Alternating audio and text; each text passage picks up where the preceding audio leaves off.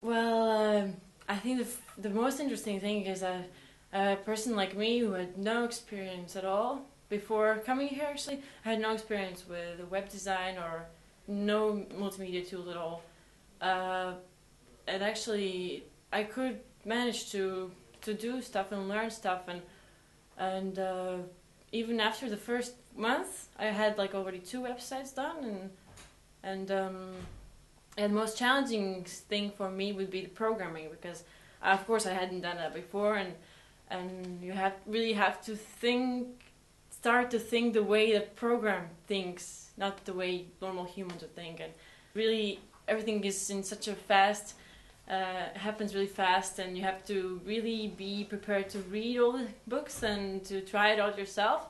I would recommend people to come here, even they don't have any experience. Like I didn't have any, and still you can manage to do everything. So yeah.